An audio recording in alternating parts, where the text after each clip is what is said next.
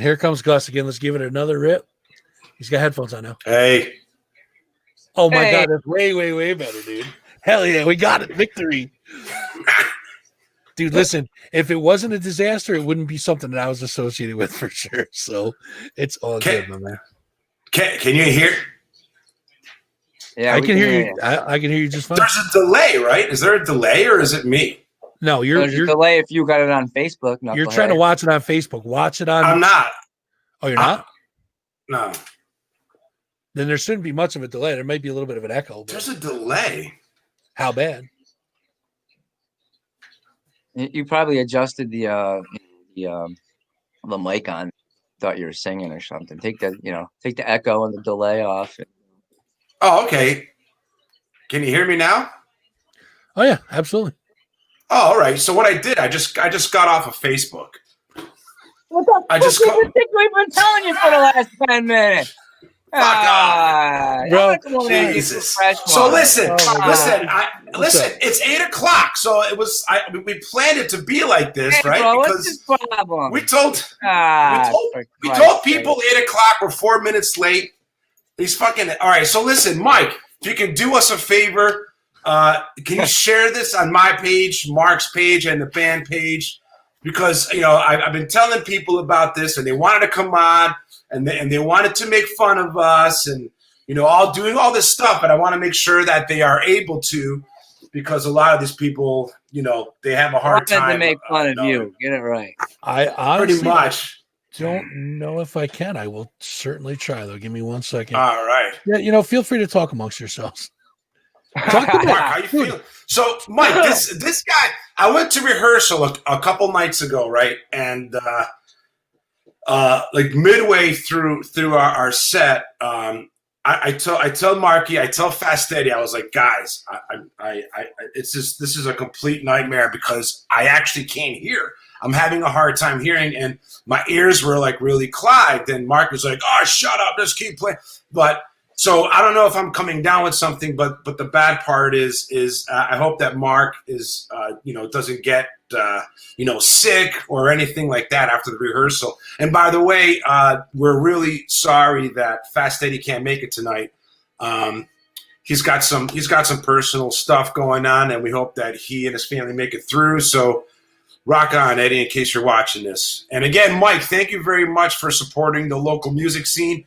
This thing is great. I'm very psyched that you got us on here. I think a lot of local bands need to check this out and also be a part of it. And that's where I'm at right now. I just wanted to get that off my chest before we go ahead and start this fun escapade that I'm sure that you have laid out for us, man. I can see from that smile, bro. I do, man. I do. This is great. I'm just trying to figure out how to get it to your page. I got it on your page, Mark's page. Yeah, that's fine. And how you doing, Marky? Yeah, I'm good. You're in the man cave, huh? That man cave is dangerous, Mike. It's right next to the room where we rehearse. And let me tell you, the band room. Right, a lot of people go in, and some people do not come out. I tell you, it's pretty dangerous in there. You got all the evil things that make us happy. Yeah. Listen, this place down here, I call this the bunker down here.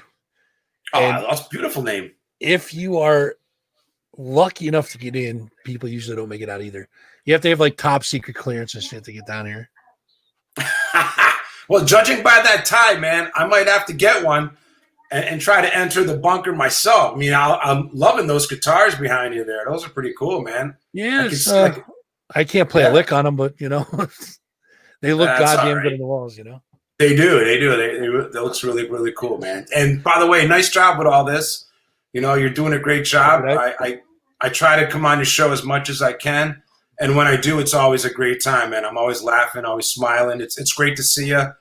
And thanks again for having us and supporting local music, which we definitely need right now. And that whole Chrome telethon thing, that was great. I'm hoping that they get to keep the doors open because of all this stuff going on. And it'd be great to see everybody out there again, because without these people that support the local scene, the local clubs, the local bands, we wouldn't be doing this for 20 plus years like Marky and I have been doing. So thank you. Dude, I appreciate your kind words, man. That's awesome. You just say it's always been about local music for me. I mean, I got out of the scene for a while and kind of got brought back into it and just hit the ground running, dude. I love what you guys are doing. I mean, all the local bands, there's so much fucking talent in There's the so 518. much, man. Yeah. Let me tell you. Yeah, there is. It's untapped talent, dude. It's crazy. Marky knows this as well because we've played, throughout the East Coast, and we've played, years ago. Obviously, right now it's not easy to play anywhere because of what's going on. But but years ago when we used to play down the city, Jersey, Rochester, we played Buffalo, stuff like that. I'm not trying to knock those bands, but let me tell you, the bands in the Capital District are just top notch, man, and it's just phenomenal to see and to be a part of these bands. So but you're spot on. There's a lot of talent here, and the funny thing is, as long as all these artists out there know that we're on the same boat, kind of rowing to that island of trying to get more fans and more people to appreciate original music. Let's not forget that, because original music is definitely something that we need to keep, striving and going for. And Albany is phenomenal. I would not want to trade where I am because of there's so much talent around here, right, Marky? I mean, you've seen, we've played and seen a lot of bands out of town here, and we're just great. I mean, the local scene around here is top notch. And we had a recent review of our CD. I think it was from Australia or something, and they commented on the Albany area, just being a strong rock scene. So that was pretty cool, to hear that. I mean, if you guys think about it, I mean, we're going back. I mean, we go back, obviously, to high school days or whatever. But you're talking about let's see, it's Jesus Christ, it's the mid '80s, and it even goes back further than that, the local scene. But from the mid '80s when we started playing until now, you're talking almost 40 years, and it's just don't say that. Just the amount of talent. I mean, the amount of talent that's in this area is insane. Dude, everybody when we were in school played something or was in a band. It's like one of those movies that used to came out where everybody was had the little rivalries and stuff. Literally, there must have been 20 bands in high school. Battle of the Bands everywhere. Chuck E. Cheese had bands. Remember, China White was there, for God's sake. Yep, absolutely. Yeah. Get all you can eat pizza, watch China White, and the kids from Albany and Colony would fight and break stuff, and can't do that anymore. Rich, we will definitely get to that and then some, my friend. So I was talking to Mark when we had our little technical glitches there. You guys, I apologize for that, by the way, dude. There's no need to apologize. If that's the worst thing that happens in our day, we're doing well. You know what I'm saying?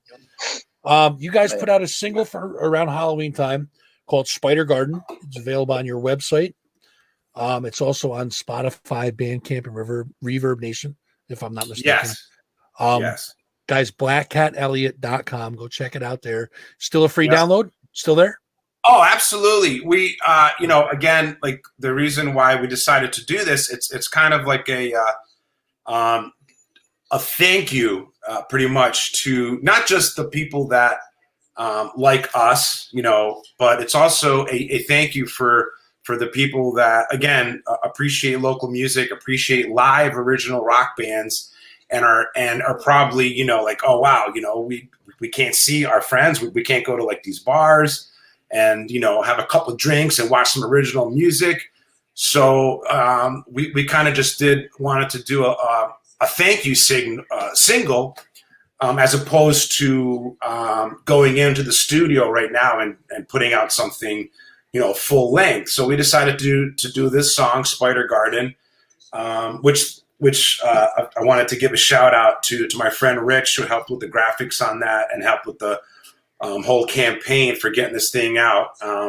So we did it again, and also thanks to John Chiera as AAS Studios in Albany for doing a great job on that song. We did it pretty quick, and so that's pretty much it. And again, it's on our website, blackcatelliot.com. It's a free download. We also have it on Bandcamp, like you mentioned. And for all the streaming, which is a lot of the youth, we have it on Spotify and Deezer. So, yeah. So I guess that's, that was kind of our thank you to you, Mike, and all our fans and friends that just appreciate original live music. So plus it's a little taste of what's to come. We have about 10 more ready to go. So. Yeah, I checked it out the other day, dude. It's just, I mean, you guys never disappoint. And I'm not saying that to blow smoke up your ass, because I'd tell you if it sucked, that. I've never been dishonest. You guys just never disappoint. Everything you guys put out is fucking spot on. Thanks, Mike. Thank you very much. Now, Rich asked what inspired Spider Garden. Mark, you want to take it or go? Yeah, go ahead. Oh, kind of. Well, we have another song called something Wolf. What is it? Wolf. I don't even know. Mike, anyway, who's the drummer? I wanted to play that song, and I said, "Hey, who's the drummer? Who's the songwriter, Mike?" And I go, "Let's play that Spider Garden song."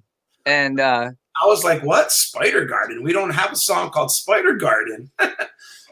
So I told Marky, I was like, "Dude, I really dig that title. I'm gonna go home tonight and write a song called Spider Garden," and that's how it came about. Now we do have a song, so now we do. Yeah, it started out kind of as a joke, and it ended up being a song, and it was perfect because we wanted to actually release it on Halloween, because it's got like that Halloween horror punk feeling to the song and the lyrics. So I hope that answers your question, Rich. I know you're probably looking for like a 2-word answer, but that's how the song came out. Yes, I wanted to play a song that I still don't know the title of. Something Wolf. What's the name of our new song coming out? The Wolf one. Hey, yeah, see, you don't remember either. Yeah, I don't remember either. So during this, I'm going to go out on a limb here and say that inside the wolf. Yeah. So somehow Inside the Wolf turned into Spider Garden, and done. Yeah. Whatever. So I'm gonna go out on a limb, and I'm gonna guess that you guys, during this whole pandemic COVID thing, you guys are taking that opportunity to write new music, I'm sure. Oh yeah, man. We from the beginning, Gus was fired up. We're firing. I'd fire a drum. I'd hit something on the drums, record it, send it over to him. He'd send a riff back. All of a sudden, we get together for a band practice, write 2 songs. We have a whole album right now of stuff. Gus has been on fire, so this has been really good for him. Spider Garden's only a taste of what the rest of the stuff that's coming out. We actually thought that was the weakest song, so we released that first. Don't tell anybody I said that. Dude, that's how good. That's how good the rest of the stuff is. That's not true, Mike. All right, well, listen. If that's the weakest song, you guys are in for a hell of a fucking treat. If that's the weakest song, you guys are in for a hell of a treat for sure. No, it's well. Thank you. Great. Sell. Thanks again, Mike, for that. But no, it's like what happened was obviously I ended up having to work from home, and I was able to have some time in between stuff. I'm not gonna, in case my boss is watching right now, I want to say that I didn't fucking do my work, and you're on lunch. Yeah, I was on lunch and break. Minutes. Yeah, but because of all the stuff that's going on, it was also the period when there was a lot of stuff going on in the streets. The whole rioting and stuff like that, where things just kind of looked very very, very dark. But so I didn't want to write anything like personal, especially like things that are going on with us right now. So I ended up trying to come up with stories of more of like horror theme, which I've never dealt with before. So this whole album is it seems like it's heading into that horror punk feel. So that's a little different for us to do, as opposed to, you know, like our second album, Never Come Clean, where it was just like, you know, you're in your late 20s and early 30s, where all you want to do is drink and, you know, party, do drugs, and try to hook up with chicks. When you're like fit, you know, when you're our age right now, I'm not going to say a number. When you're our age right now, you can't be writing that stuff because, right? Yeah. Plus, I mean, you know, we got the wives listening, I'm sure, right, Mark? So we don't want to get in trouble, but yeah, it's not easy to write something when you're. I'm not worried about her. It's her girlfriend I'm worried about. Oh yeah, me too, man. She got a bow and arrow right on my back right now. So yeah, but that's the thing, you know, it's just trying to write about stories as opposed to, you know, to like realism. So, you know, something like that, which goes back to the whole Spider Garden thing. Well, there's a little realism because the first song is called "Let's Get Infected," so kind of can see where that came from. Yeah, that's a song that we're working on. I don't know. I mean, yeah, maybe it's got something to do with COVID, but you think? Yeah. Where did you guys come up with the name Blackcat Elliot? Mark. Oh, nice. Blackcat Elliot was an actual cat. There was two of them. The first one, after we first got together, we were looking for a band name, and the cat from band practice snuck out. It was a kitten and went under a car. And needless to say, when I left that night, the little critter caught one. So, you know, I felt bad. I had to go out and replace that Elliot with another Elliot. It took me 3 days to find another Blackcat Elliot. Because of the kids, right? Because of your kids. The kids were young. Because my wife was going to kill me, and I felt horrible. I mean, obviously, it was an accident. Well, so sure, of course. We found another Blackcat Elliot. I brought him home, and we were talking. And one night we were practicing. I'm like, "Yo, Blackcat Elliot," meaning the cat. And we're like, "Hey, that's a cool band name." And there it is. So pretty much that's where it came from. And the second Blackcat Elliot, he lived a long time. He was like well into his Fat Elvis stage. Fat Elvis. Yeah, he enjoyed hamburger and chicken. Excellent. He was the man. So rest in peace, Elliot, and thank you for the name. That's cool. See, like, but Mike, I always thought that, you know, it was our first time jamming. At the time, we had our first bass player.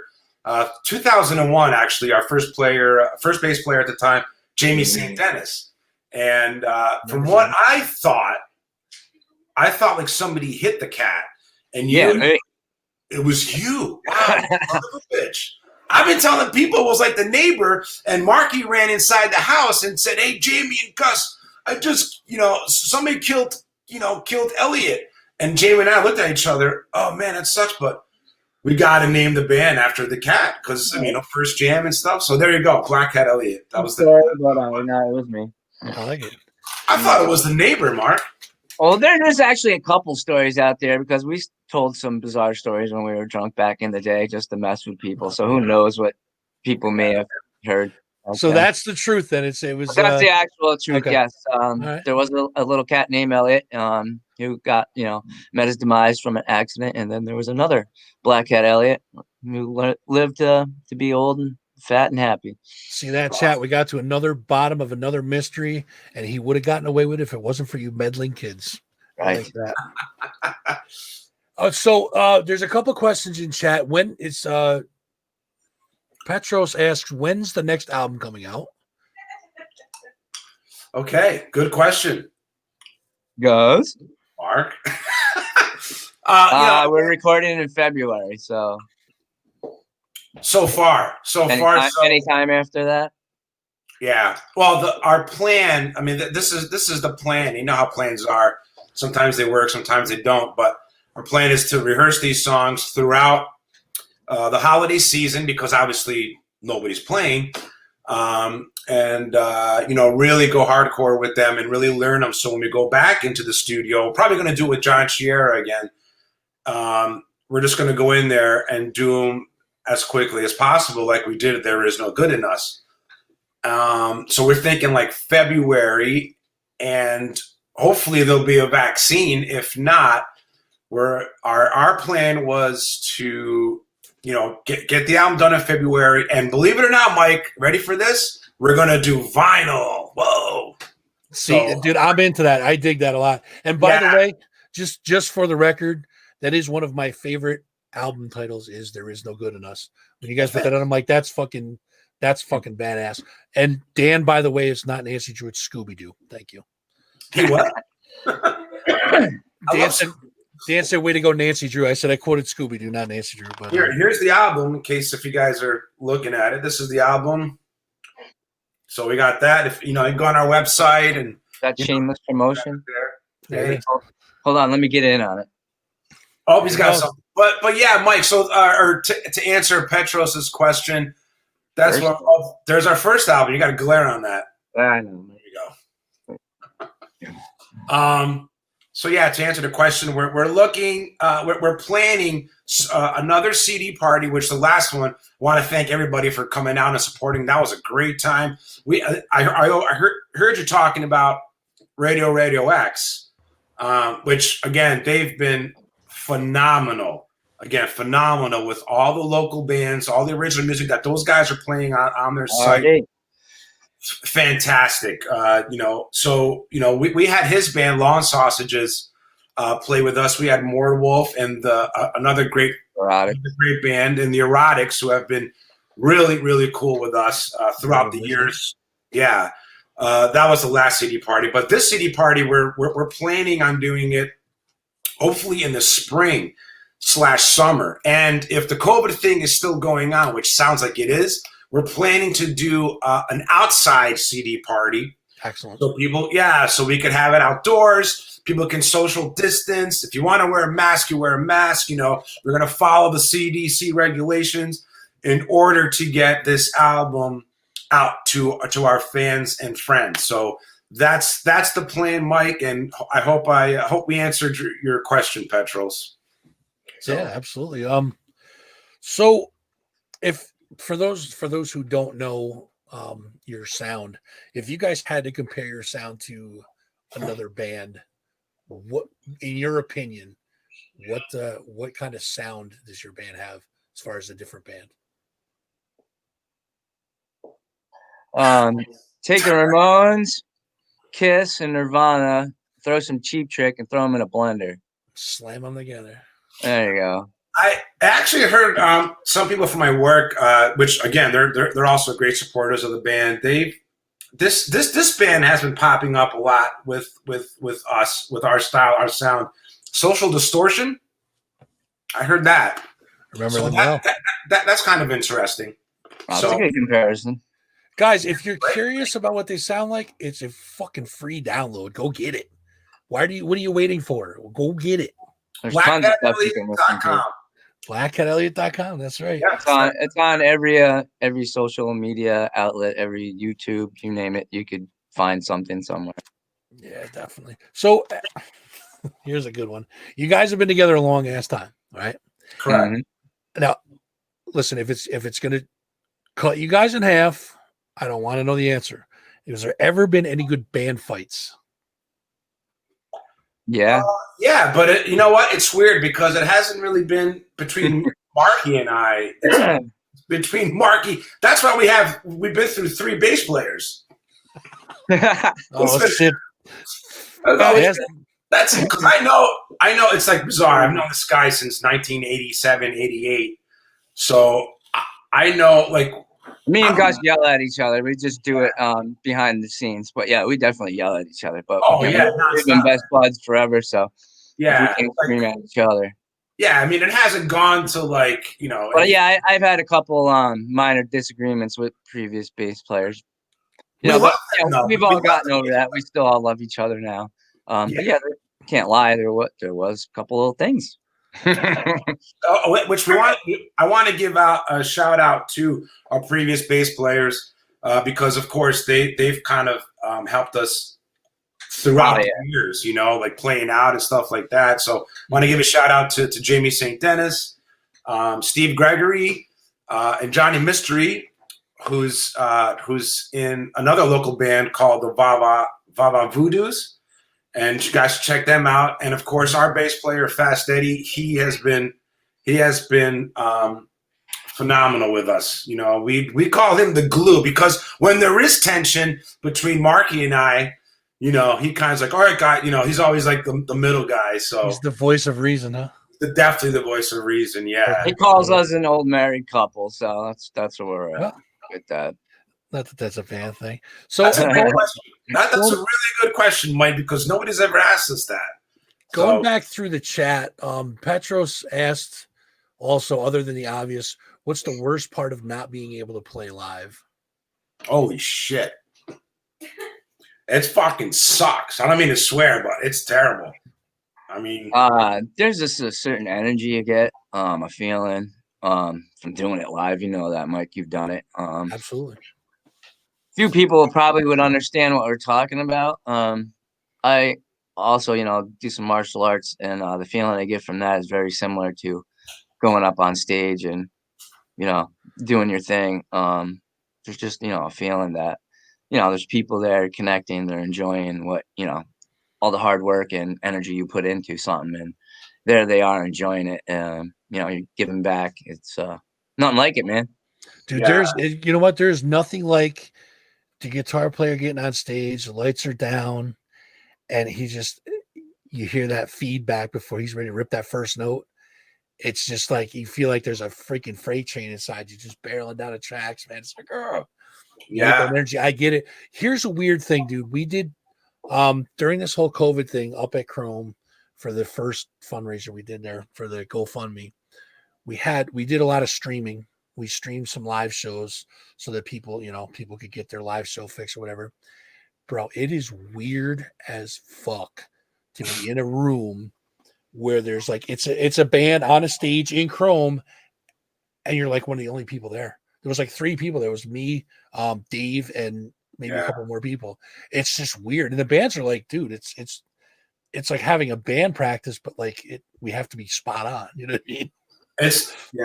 I mean, in the beginning, we might have had a few gigs like that. So, well, believe me, sound guy and the bartender. We've all been there, believe me, for sure. April, I'll get to your question in 1 second. Go ahead, Mark. Yeah, it is different. Definitely different. Did you see the question? All right, we'll go to April's question now. This is a question for Gus. What is your guilty pleasure as far as a favorite artist / song? That artist song that you are embarrassed to tell anyone that you love. She did you dirty, bro. On the spot, sir. Mike, there's so many, man. It's very embarrassing. You don't even want to know, man. I got ABBA. I love ABBA. That's not even like embarrassing. I'm not. No, they're good. I mean, dude. I like. Geez. Well, there's a whole bunch. I mean. All right, here's the thing, Mike. There's one that April wants you to say, and now we have to hear what that one that April wants you to say. Absolutely. Right, Mike? I do like 70s ballads a lot. Like I like Debbie Boone is one of them. Leo Sayer. When I need love, I just close my eyes. Stuff like that. You know what it is? Mike, you know what's weird? Here's the thing. I grew up in a house. I have an older brother. He's 13 years old. My brother Nick, who is the reason why I'm playing music. He took me my guitar lessons with Henry, stuff like that. Mm-hmm. God rest his soul. But anyway, for my brother though, so he in the stereo, his vinyl collection, Beatles, Badfinger, Black Sabbath, Zeppelin, all the heavy stuff. Okay. Absolutely. And I had an older sister who passed away a few years ago. And that sucked, but her record collection, Bee Gees, ABBA, Phil Collins, Andy, she loved Andy Gibb. And Debbie Boone stuff, all that stuff. So here I am in the middle of both of their record collections, and I'm like, I don't know which one I'm supposed to. I was like 10 or 11 years old, not knowing what the hell's going on with music still. So I listened to all of them, and I think that's the reason why I like that stuff. And of course I like the stuff that we grew up with, like Marky and you, the metal stuff.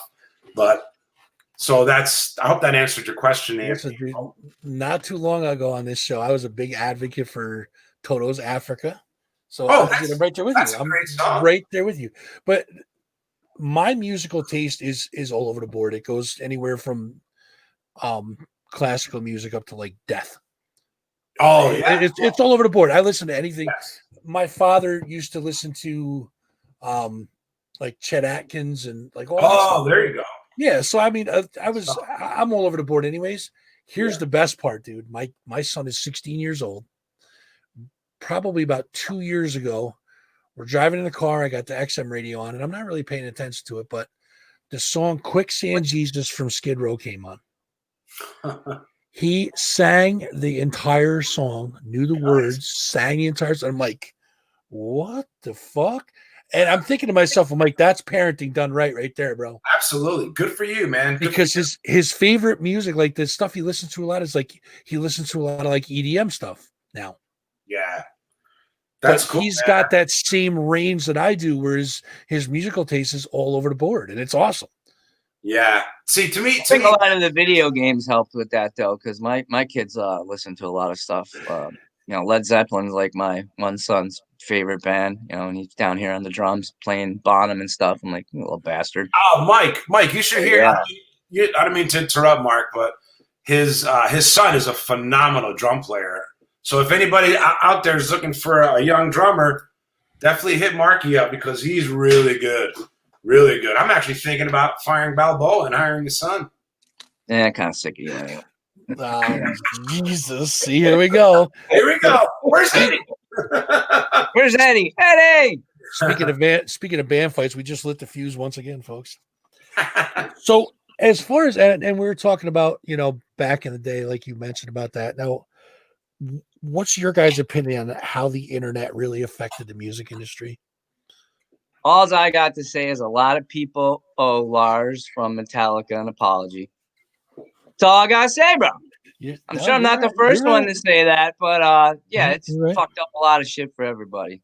Are we allowed to swear? I hope so. Anyway, course, absolutely. It screwed up a lot of stuff for everyone.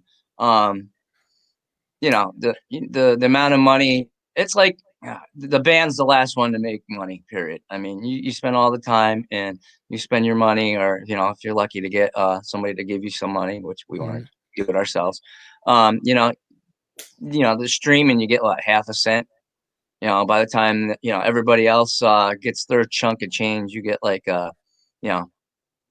But that's if people 0.0001 or some craziness. That's if people actually pay for it, though. I mean, that's right. And I mean, it's free everywhere. Stuff, I mean, if you really look hard enough, you can probably find anything, because they take it and they put it on YouTube, they put it on here, they put it on there. So it's getting to the point where unless you're really really known, the only way you're gonna make any kind of money is from your live shows, in which you can't even do that now. So that's why a lot of people are, especially local artists, it hurts a lot. There's a few people in the area that's how they make their living, and now they can't do it. So yeah, it sucks. How did you guys first get into music? Marky, you can go first. Wait, like both of us together, like me and him? Individually. Oh, individually. All right, Marky, you can go first. Definitely Elvis. My parents were big on Elvis when I was younger, so I think that got me started. And then from there, I think it was 1976 or 77. I'm dating myself. Kid said, "Hey, we're going over to so and so's house. We're gonna go check out his Kiss stuff." And I'm like, "Is what? What are you talking about?" Like, yeah, man, they're like clowns with makeup, but they're cool. I'm like, I still didn't know what the fuck they were talking about. So we go over and they had the poster of the 1976 bicentennial Kiss poster. And so we're sitting there like, oh my God, who are these guys? What is this? And somebody had the record, put it on the record. So then we were an air band, of course. And then from there, just over the years, I think I had little instruments, but my first real instrument, it was when I got a job when I was 15. Lied on the application because you couldn't get a job then when you're 15. and then actually started buying a guitar. But you know, 3 instruments later, it's been the drums for like the last 20 or so years. So, what about you, Gus? Well, let's see. I remember this. I was, you know, again, that whole like brother and sister thing. My brother Nick, heavy into the Beatles, and I remember looking at the back of the Let It Be album, and there's a picture on there, and to this day I still remember me sitting, and I had these, like, you know, the huge headphones and listening to Let It Be, and I used to just love like the artwork on all these albums, you know, that I would just like, you know, look through. And that back picture, and it just showed, it was like an overhead shot of, you know, Ringo, John, Paul, and George. And obviously, I think Yoko was in the picture too, sitting next to John. And I just looked at it, and it had like all these wires. Like, you know, I'm like, wow, like, you know, is this what it looks like, you know, behind the curtain when a band is making an album, as opposed to like how you actually see them on stage. So I was like, wow, this is really cool. And I was like, wow, I wonder what it's like to feel a guitar or something, you know, or what it's like to make music or write a song. And sort of like Mark, you know, I went to Kmart. If you remember Kmart, the store Kmart back in the day. I went with my mom, and I saw Kiss Alive 2, that album cover. And I was like, whoa. It's like, what is this guy? It's got like blood and all this stuff. And I'm like, whoa, this is cool. Like, what are these guys doing? So I guess that's pretty much it. And then I told my brother I was like interested in playing. And he bought me my first guitar when I was 12. And I was like super shy, you know. And then I actually, you know, hooked up with Henry, which everybody knows Henry. And from that, and then I remember Henry told me, he's like, hey, why don't you come like next Tuesday? My band is rehearsing. Come check us out. And when I went, I was like probably 13 or 14. I saw China White rehearse. You know, it was like from like 2 feet away. Then when I went home that night, I knew instantly, like, I wanted to be in a band. Like right away, like, you know, I just so I think, you know, I don't know. It's a tough question. It's a great question, but it's tough to answer because there's so many different avenues to go on to say that. But I just love writing songs pretty much. I don't consider myself like a lead guitarist, so to speak. I'm more like a songwriter. I love writing songs. So. Sorry to go all over the place. But, No. Yeah. Did I miss something from somebody? I did miss. Marilyn asked a while back. She said, "Your posters are genius. How do you come up with your cover art?" Oh, but cover art for the albums? Yeah, I think so. Okay. You're talking about the posters we do for each show, which would be, I guess it's both, right? That was the comment right there. Your cover art. For the posters. Oh, well, that's my buddy Rich. You know, my buddy Rich. He's sort of been helping us a lot with the design aspect of our vision. We got some nice artists that work with us. Yeah. I mean, Gus is an artist too. He don't give himself any much credit for it either. But who, me? Yeah, you don't give yourself any credit. A lot of it, Gus does a lot too. But yeah, Rich has recently. He's been helping us a lot. So it's sort of like, it's kind of tough to explain the team effort that goes into like a poster design and the time that we actually spend, Rich and I, but mostly Rich, hands on, and I just kind of just like throw him the ideas, but he's been helping me out a lot, you know, with that. So I don't know how to answer that. I mean, it depends. We usually those things follow some kind of theme. I mean, really, it could be the show. It could be, you know, something related to the song. You know, it could be the time of year. Yeah. But, you know, we kind of describe what we kind of looking for, and Rich will go and strum it up and say, "Is this it?" And normally it is, you know. Nice. So yeah, shit. But yeah, there's usually a theme or a concept related to the song or the actual show. Yeah, it's weird. Here's a good analogy with Rich and I. We're like the Lennon and McCartney of our posters. How's that? So we usually Who's talk got Yoko? No Yoko. No.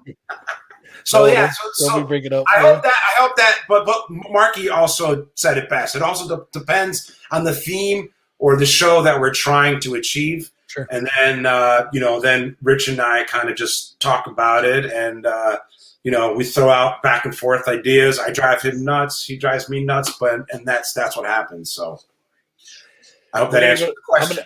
I'm gonna jump to Marilyn's other question because I was. Who is this? Okay.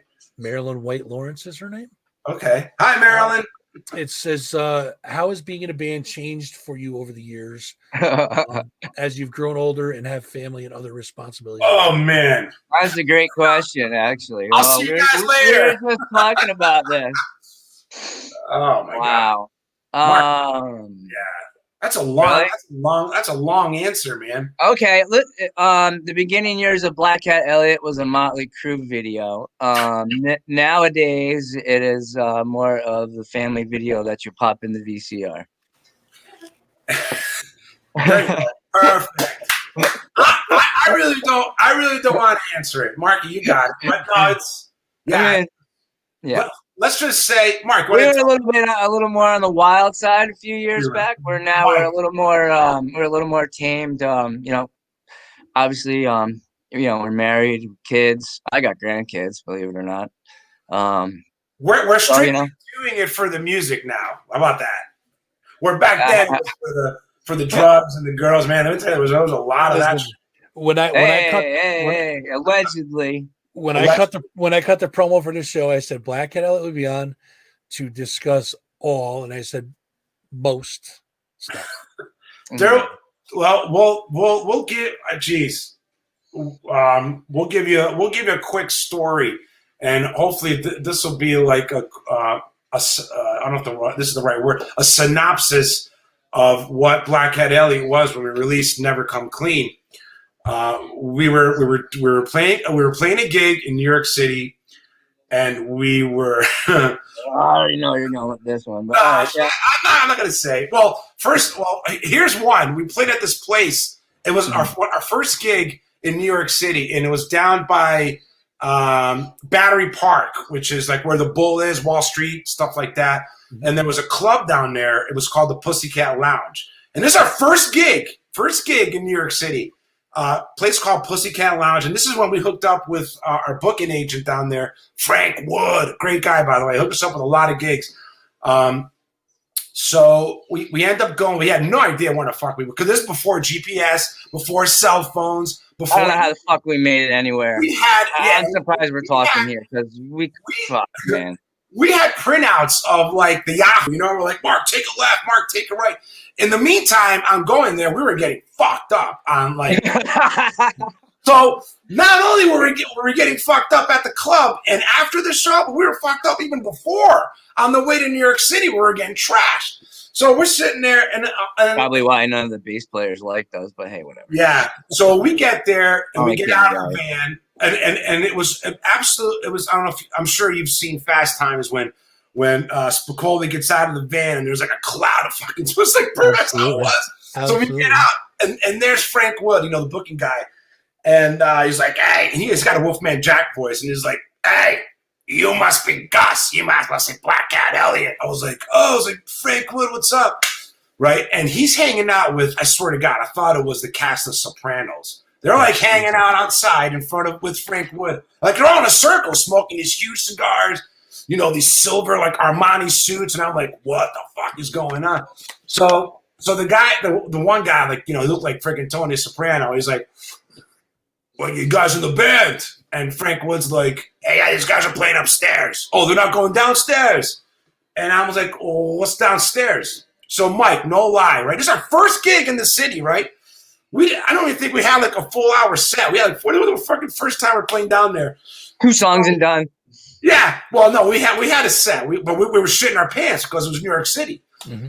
So we go in and we look, and the first floor, it was probably like 50 girls, strippers. It's a strip club. The first floor is a strip club. The second and we're floor not is a fucking rock I'm not club. talking like amateur night strippers. I mean, we're talking like strippers. Yeah, absolutely.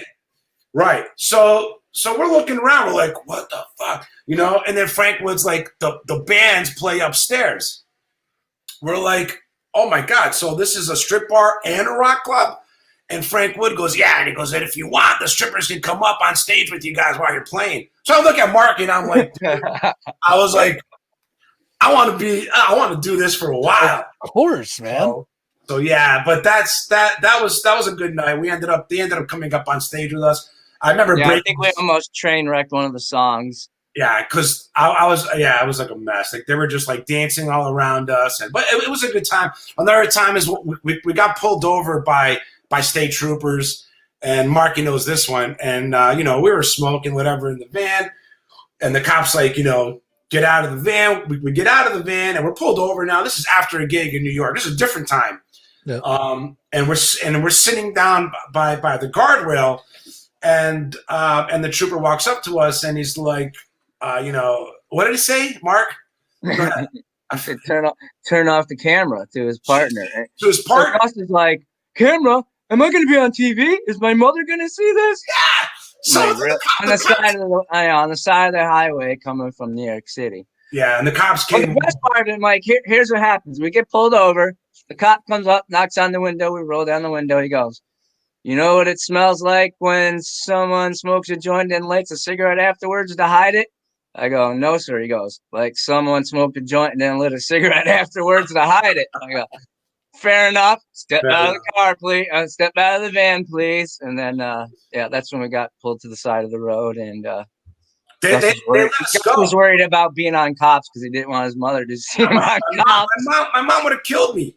Yeah, they let us go. We gave him a couple CDs. I gave him a shirt, and they actually gave us the weed back, which was pretty cool on the troopers. So wow. So God bless them. Yeah, but there was a whole period of that stuff going on, and you know what, Mike? It kind of took us over. And what happened was the band kind of about 2008, 2009, the band kind of imploded pretty much because we were just getting, we were getting out of control. So Marky ended up getting, divorce papers. I ended up getting divorce papers, and the bass player at the time, Johnny Mystery, got divorce papers. So all three of us ended up getting divorced in that whole year because of all this crap. And I might have developed a good drinking habit by then too. So yeah. So yeah, Marky. Needless to say, I've been sober for 3 or 4 years now, consistently. Great. Yeah, had a few failures before that, but Yeah, which in turn might kind of, that made me really proud of Marky to stop drinking. And when that happened for Marky, it kind of happened for me as well, because now I don't go to rehearsals anymore with like a 6-pack or even a couple beers because I feel bad drinking in front of them, So it kind of slowed me down as well with the alcohol and other, substances, so to speak. We've definitely matured. We were kids, now we're adults. Really. Yeah, so now that's what happened. We focus on our family. We sure, and the music. Focus on the music's gotten better. Our musicianship's gotten better. You'll hear it. Yeah, I think you've heard it, and you'll hear it even more with the next album. Absolutely, for sure. So it's been nothing but positive, and living the right way is also can be fun too. So that's what the world needs. Don't get me wrong. It was cool. That's right. Look at that. Yeah, you know it, April. Hey, I mean, look at Gus got out of that deal. Look at that beautiful woman. That's right. Absolutely. And she can kick the crap out of him too. Do you have any? Yeah. Where is it, brother? No, I don't know. Go ahead. You guys keep talking. Sorry, I was just looking for something. We've come down to the part of the show where it's shameless plug time. You guys can absolutely plug whatever you guys need to at this point in time. Put it out there. Where can people go to see you? Where can they go get your music, et cetera, et cetera? Go. Go ahead, Gus. You know all that do? Spider Well, Guide. Yeah, I barely can get on to Twitter, so yeah, you tell them. Well, yeah, I mean, I'm just, I've said it before. We've been saying it throughout the show. BlackCatElliot.com. You can go ahead and download, our newest single, Spider Garden, and also in that music page, there's also a free download of a song from There Is No Good in Us, song called Dark Side. We're also on ReverbNation.com. We're on Twitter. Spotify, all you got to do is search for Blackcat Elliot, man. And, as far as shows, obviously there's not much going on right now, but what we are planning to do is we're in the works. We're talking about doing a live stream show right now. Just keeping it simple, 3 to 4 songs. We're not sure Mark, you got to keep it quiet because I'm not 100% sure yet.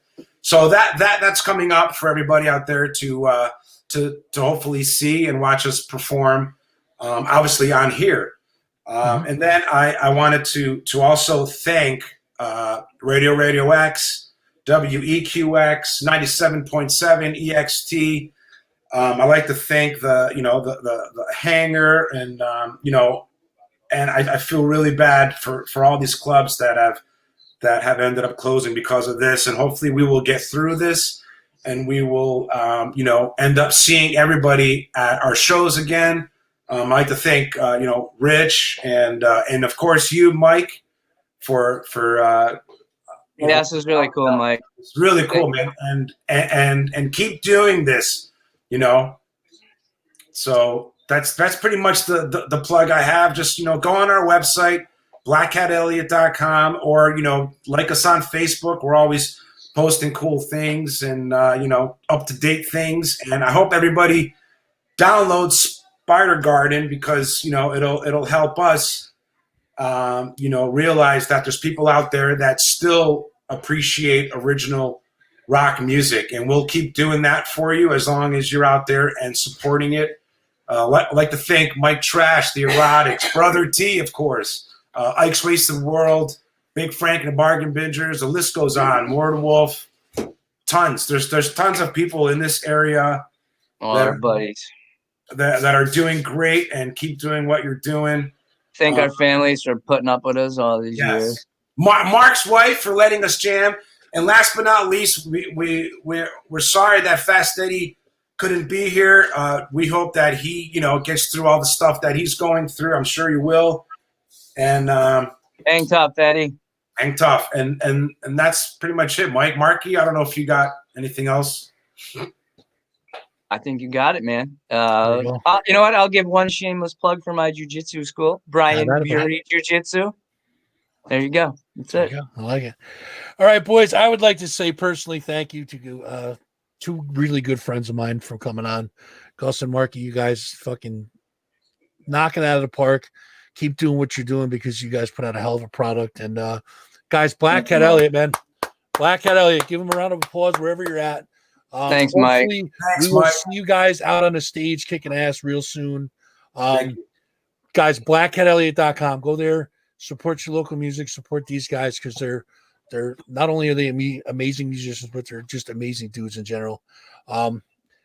Unfortunately, I got to throw you guys off because it's almost past my bedtime, so I'm gonna have to wrap this up. But thanks for having us, and sorry if we were longer than you expected. Dude, we could do this for another 3 hours probably. I just made some coffee. And I absolutely would if I had more questions written down. I absolutely would. No, you're fine. Man. Listen, let's do this again. Thanks, Mike. Seriously, let's do this again, Mike. Yeah, man. Absolutely. Yeah, when the next thing comes out, or we'll definitely let you know, and we'll throw you send along a couple songs and see what you think of them, and we'll take it from there. But even without the songs, you guys are welcome here anytime. We'll get the 518 Fuzzy review. There you go. Yeah. Nice. You'll get it. Trust me, you'll definitely get it. Awesome. All right. Thanks again, Mike. All right, boys. Be safe. We'll talk to you soon, all right? All right. Talk to you soon. Later, Mark. You take care, guys. All right, guys. Bye-bye.